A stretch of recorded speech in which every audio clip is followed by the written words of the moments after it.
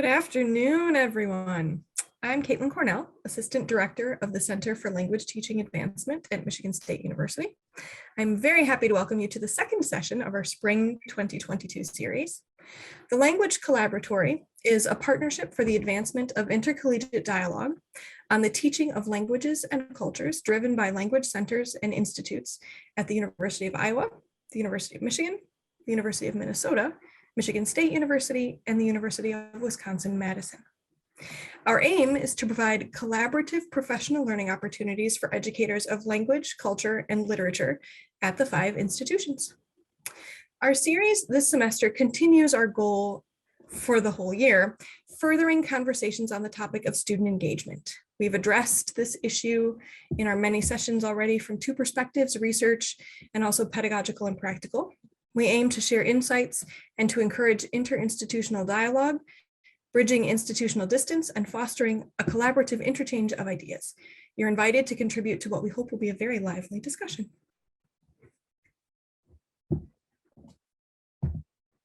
The sessions will be recorded and made available through each institution's website. We ask that you mute your microphone, at the outset, and that you use the tools in Zoom to contribute questions and comments in the chat. During the open discussion period, please raise your hand virtually prior to activating your microphone. Closed captioning is available through the live transcript button in the Zoom menu bar. Today, my co-facilitators, Adolfo and Yana, who we'll hear from a bit later, and I are pleased to offer the opportunity to swap ideas around a very timely question. What digital content appears to engage language students the most? And I'm going to read just a little bit from our session description to remind folks of the nuance of what we're going to talk about today. Emergency and remote teaching accelerated the shift to distance and asynchronous learning options. This sudden shift required faculty and students to quickly adopt and adapt engagement strategies with digital content. Faculty shifted content delivery to digital formats, which has resulted in larger amounts of content being solely available digitally. But what forms of digital content have increased student engagement? What digital content has been more accessible? How has digital content influenced effective learning experiences for students and greater engagement? This session will follow a swap shop format. So you bring one, you take one. Participants are invited to share samples of digital content or processes for creating digital content that have positively contributed to great student engagement. Participants will discuss benefits and challenges of creating digital content and effective strategies for promoting student engagement with the content. Really quickly, before we begin our discussion, I'd like to encourage everyone to attend our next session, which will be held on Thursday, March 24th at this same time. On that date, we'll hear from Julie Larson-Gannett from the University of Wisconsin-Madison about enjoyment as engagement, sample activities for the language classroom. After today's session, you'll receive an email inviting you to provide feedback about the session today. Please consider providing us your input. We appreciate any comments you have. And with no further ado, let's begin. We've set up a poll to get our discussion started today. Yeah, good afternoon, everyone. This is Adolfo Cabello from the University of Minnesota. And before we jump right into today's topic, what we thought we would do is to get a sense of where things stand in regards to the topic. So I'm gonna go ahead and launch the poll just to get a sense of your thoughts about today's topic. The first question is regarding what kind of things, what things were like prior to pandemic teaching. And we just want to get a feel for the overall availability of digital content. On the second question, we are interested in getting a little more detail as to what type of content you have been required to switch into a digital format. And then the third question is about just in that realm of possibilities of digital content, which would you say might be one of the more prevalent that you are using. So I'll just give you a minute to complete the poll, and then I will share the results shortly. So just take a minute to complete it, and then we'll jump right into today's topic. Just a few more seconds for you to complete it.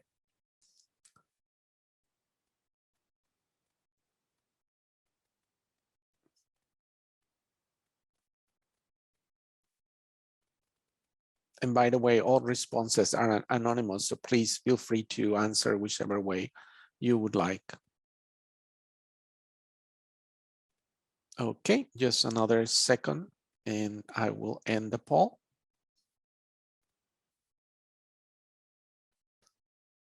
Okay, and I'm just gonna share the results briefly. You will notice I was expecting, I guess, a little more less variation for the first question, but as you can see, we are all over the place in regards to the percentage of content that was available digitally. For question number 2, also there's more consistency as to where we stand in regards to the need for creating more content digitally. And then for the third question, we have I guess a clear stand will be that in regards to course communications, where we have people switching to digital communications more than before, as we can see, followed by reading materials also being made available digitally more than others. So that's great. And we invited you to bring some materials and resources that you can certainly jump right in and share. But we also thought that it might help to get us just thinking a bit more thoroughly in regards to what we've done. So reflect a little bit before we go ahead and share our experiences with the creation of digital content. So we created this Jamboard, and Jenna or Caitlin, if you can put the link in the chat so that everyone can access it. And the idea here is just to get your thoughts on the topic. We invite you to provide your ideas to this first question, and this is just more of crowdsourcing, just a general sense of what were some of the things you've been able to do. So more success stories and something that you have been creating.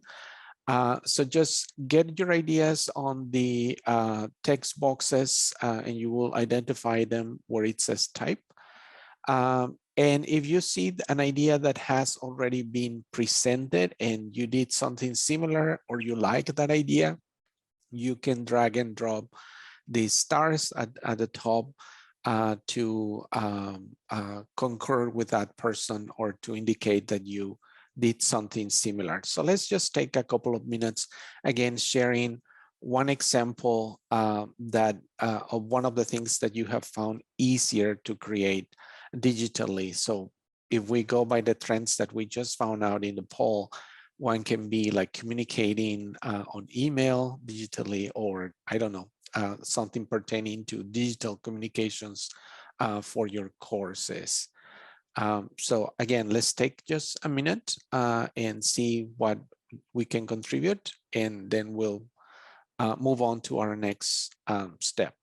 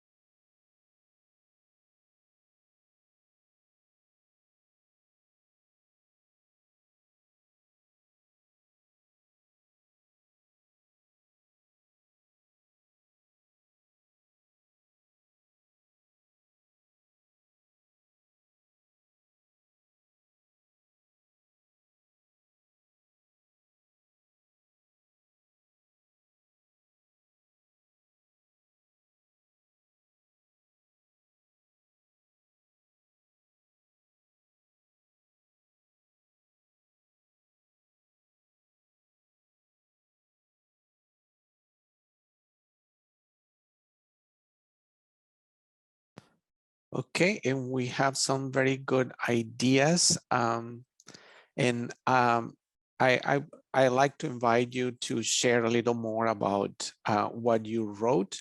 I really like the one about collaborative activities, switching more into the use of Google Docs. If whoever wrote it, if you would like to share something a little more about that, that would be great. Or anyone for that matter. We have some very good ideas. Anyone who would like to contribute, share a little more of what you wrote. So the collaborative activities using shared Google Documents and Slides is mine. I guess before the pandemic, I wasn't using Google quite as much for class. And then with the pandemic, I started using it during class activities as a way of getting a better sense of what students were doing in small groups when I couldn't be there in the room with them. And so I also really like the excitement that comes along with having this shared space, and you can see students thinking and working and typing and creating together. So I have a couple of examples. I didn't know if we were supposed to bring something actually to share or not, but I have a couple of examples of how I've used it. Yes, and our third slide is just to tackle just precisely the example, so we can hold on to those for a second. Thank you for sharing, Jean. Anyone else would like to share what you found easier to create digitally? I can jump in right here. So I put Quizlet exercises. So I teach Chinese, and it's students were put in a very bad situation during the pandemic because we cannot really teach how to write Chinese characters. But Quizlet exercises have been working great, and there are actually research coming out of the pandemic, and which basically explores other options, other than handwriting Chinese characters, what other exercises, for example, typing, and then knowing the pronunciation, the letters for how to type, and then to pick out the correct characters. So there are a lot of different modes of Quizlet exercises. I'm sure maybe different languages or different levels may need different types of exercises, but in my elementary and advanced classes, they help students a lot to study vocabulary. And one thing I like the most about Quizlet is that it can actually pronunciate the vocabulary when students were previewing the vocabulary. So they can, from the very start, kind of incorporate the pronunciation and also the pinyin, which is the alphabets, when they were previewing. So I find them really, really helpful. And that's a good point. Maybe we can talk more a little about the element of multimodality that you can integrate when shifting to more digital content. Thank you for sharing. And I think one of the underlying themes that I see in the entries that we have in here actually pertain to our next slide. Kathleen, if you want to move us to the next one. I thought that it would be interesting for us to do a little bit of crowdsourcing as to what is one source that has allowed you to be more productive in terms of creating digital content.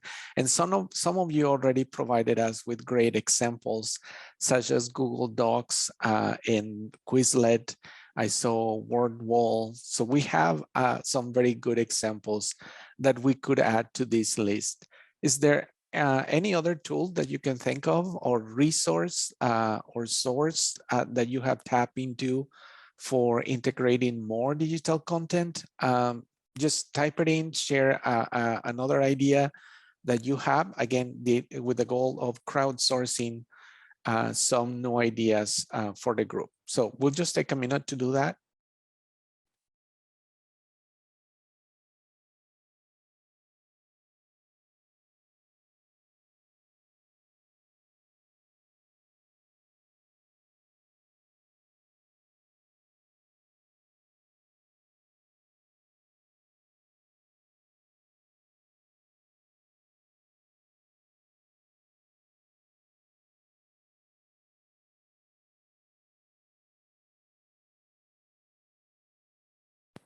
And I see nobody's contributing, but one that has worked for me, and you see it now in use, is Jamboard.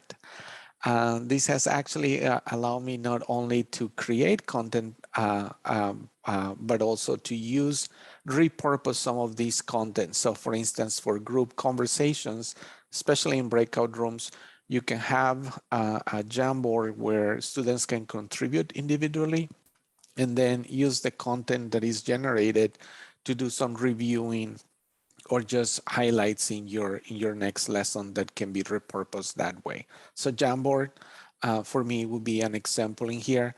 Feel free to contribute any others that you have identified.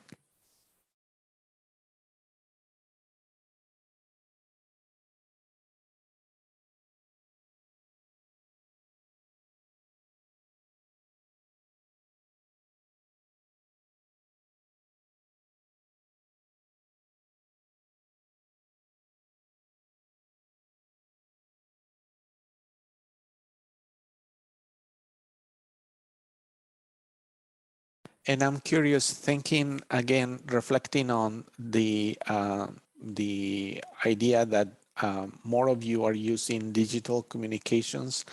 I'm curious whether or not some of you are using any of the video formats that are also supported in course management systems such as Canvas, Blackboard, that you can now send a video email to your students, things like that. Any of you using any of those?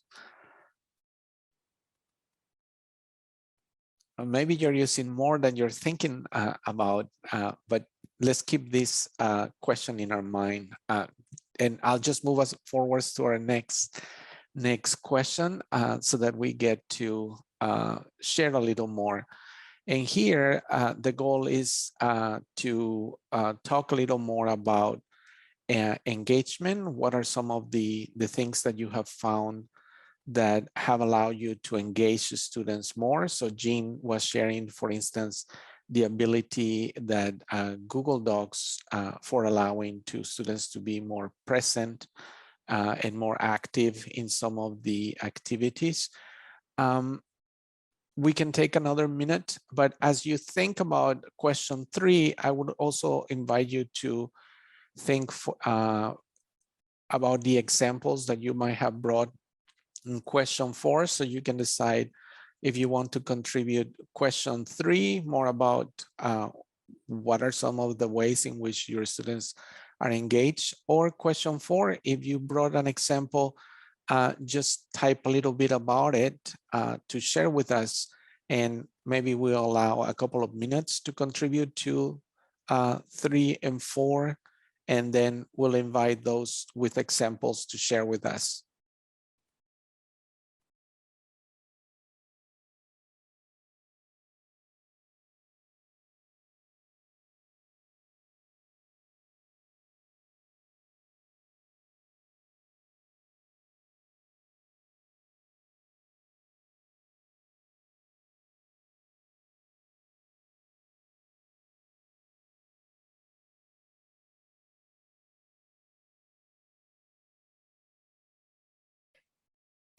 I can start.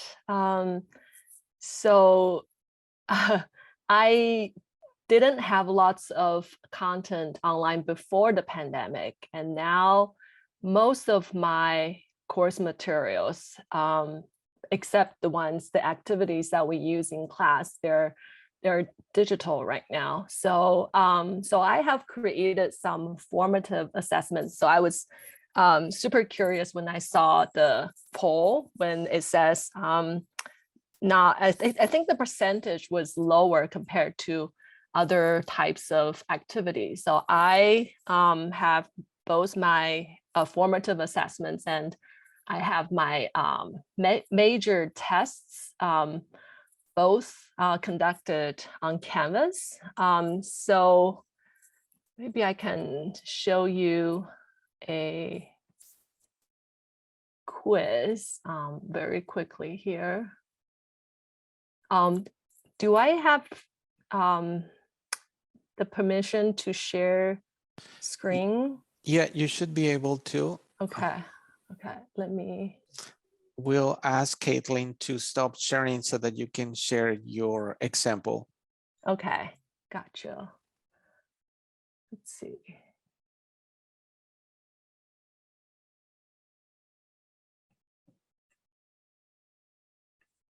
Okay. Found it.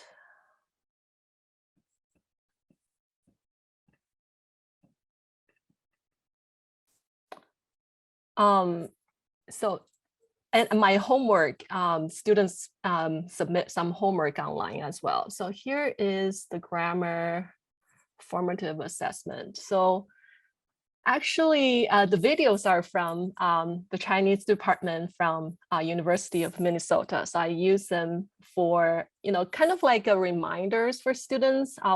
This is a review, a homework. So students have studied these grammar structures, but just in case that they, didn't take very good notes or they forgot about, specifically how to use the structures. These are just 1-minute videos. They're really good. They're made by the Chinese department. And then it's, let's see, let's do a preview here. And then I would just put lots of grammar exercises. Some of them are, just ordering, putting things in the right order. And then I have just, questions, fill in the blank. Yeah, just depending on the grammar structures in that lesson, sometimes I have more ordering questions. For example, this lesson we're learning something, I believe that's kind of like a question word, how to ask questions in Chinese. So in Chinese questions, the sentence order does not change. So there are a lot of ordering questions. And then in the first section, it's about measure words. So a lot of different nouns have different measure words. So just kind of like as a review. One thing I did differently this semester is that I actually invited students to submit more than once.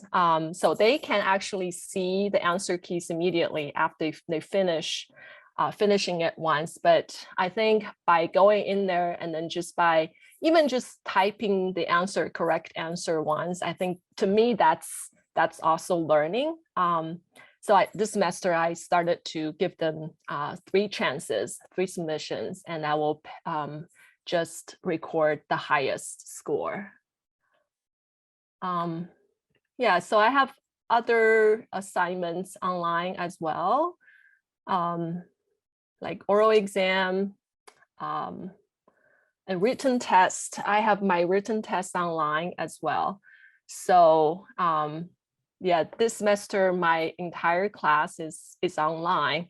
So this is something that I didn't really find, I asked students to basically sign an honorary signature. So if they agree to follow, the student ethics and then not to cheat, but there are just different things to consider. I think when I'm making a test online, to basically consider something that they cannot just like really easily kind of like, look at their notes and then know what to put in. So I kind of think about what other questions can really show their proficiency, but, try to avoid them cheating as well. So that's something I also learned from creating those online tests.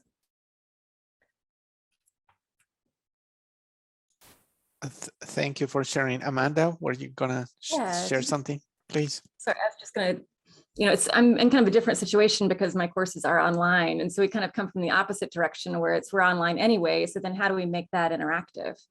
How do we make it, we don't do anything synchronously. We do, but we don't require it intentionally because our students are in different time zones and we want them they have weekly deadlines, but they don't have to attend synchronous meetings.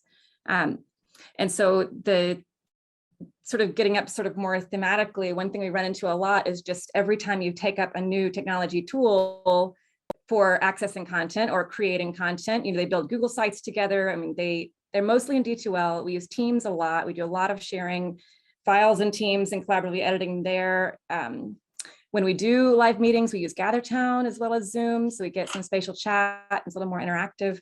But just, we talk a lot in our team about the tools we're going to use and how we're going to take up new tools and what we're going to do when we take those up, and that you have to make that balance between what you're willing to train them to do and talk them into using versus what's really going to expand the affordances of the class. And so we do a lot of creating tutorials and where those going to live and how are we pushing those out and how are we making sure that they not just know that the tools are available, but they know. So for example, like for Teams, they know what we mean. We say, you're going to collaborate in this project in Teams, and here's what that looks like. So let me show you exactly where your little private channel is, and your group is in this private channel, and here's how you share files there, and here's how you let people know you've read their messages. And, so that it's that explicit about, where the tool is, how to use the tool, how it's helping us complete an assignment. I just find that piece kind of gets lost, the part about the learning curve, the training process for taking up new tools. Yeah, those are great questions. It almost feels like we need a session dedicated to those. But one thing quickly I wanted to react to your point is we need to remember the different levels of or dimensions of interaction and engagement. So for instance, what sort of interactions are you providing for students to have with the screen? And then the other element is the socializing aspect and community building that you can bring with the associated tasks that you develop. But great points. Jean. Yeah, I was just going to comment that I took the MSU teaching language teaching online course, and so a lot of what you were saying are things that I recall learning in terms of using digital content. And one of the things I get from my students a lot is how accessible my Canvas site is, because I know to put things in places where they can find it and make sure that they don't have to look for anything. But I did just attend L2 Learning and Disabilities Conference. Yeah, exactly. Yeah, that's the one. The summer of 2020, but I attended an L2 Learning and Disabilities Conference. And I think that just over the weekend, I think thinking about the way that we use a lot of digital content is something we often think about the engagement, which is really important, but not so much about the accessibility. And one of the things that we talked about, or someone spoke about at this conference, was neurodivergent students and the challenges, the barriers that they face in language classes. And one of them is just sort of this barrage of new technologies can be really hard for students and obviously explaining how to use things and giving examples and maybe walking through it through tutorials if you don't meet face-to-face or synchronously. But I think a lot of students can really feel challenged by just so many different technologies that get used in all of their classes on a daily basis. Yeah, and I think, yeah, that's an important reminder for us, not only as instructors, but also as main points of contact for students with some of the issues they might have in terms of accessibility. We're gonna stop the recording, but it doesn't mean we have to end the conversation just for the purpose of consistency for the uploading of our videos. We're gonna stop here and thank you for your contributions, and we can continue the conversation.